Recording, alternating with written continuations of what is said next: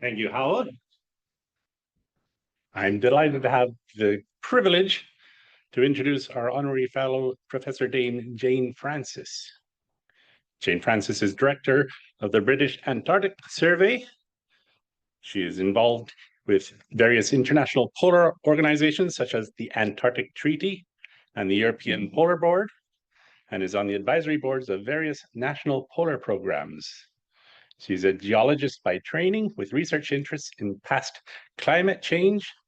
In this, she has undertaken various research projects at the universities of Southampton, London, Leeds, and Adelaide, using fossils and sediments to determine the change from greenhouse to icehouse climates in the polar regions over the past 100 million years. And that's not how long she's been working now.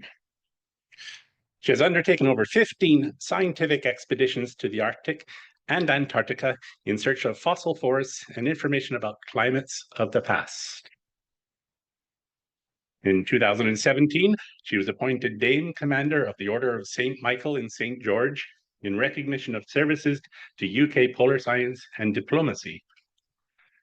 She was awarded the UK Polar Medal in 2002 by Her Majesty the Queen, the Royal Geographical Society's Patrons Medal in 2022, and the 2022 Prince Albert II of Monaco Foundation Award for Planetary Health.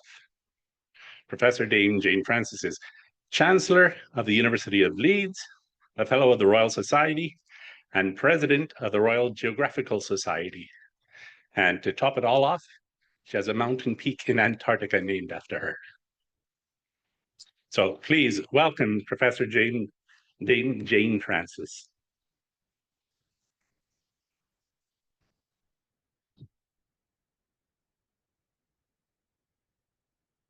Thank you very much. I'm very honoured to be here today and to join you all, such amazing people. But there is one person here that I'm really very honoured to be with, and that's Professor Diane Edwards. So Diane, who was one of the original founders of this society.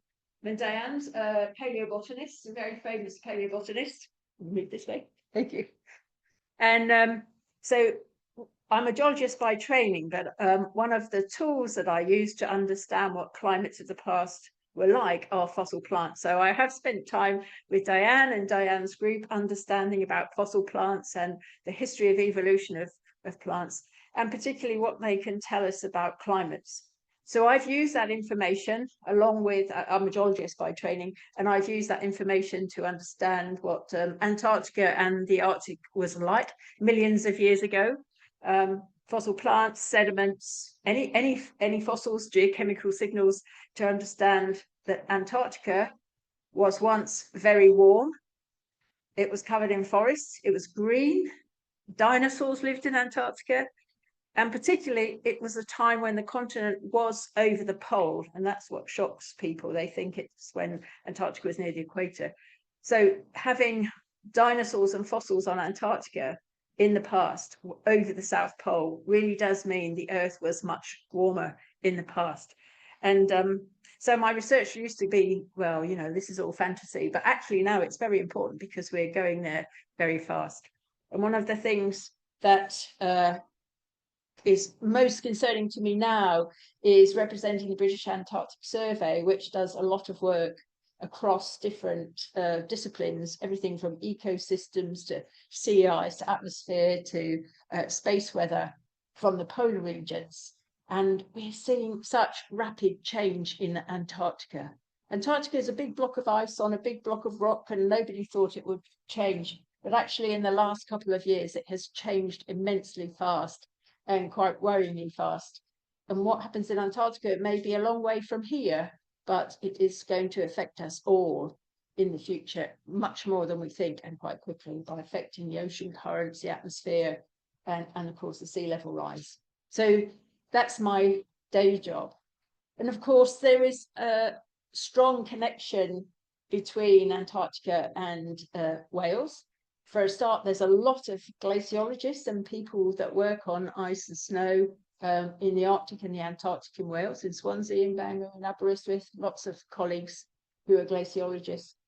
But also, of course, Cardiff has a really important place to play in the history of Antarctic exploration, and it was from Cardiff that Scott set off on his ill-fated journey to reach the South Pole. So he set off in his ship, the Terra Nova, from Cardiff.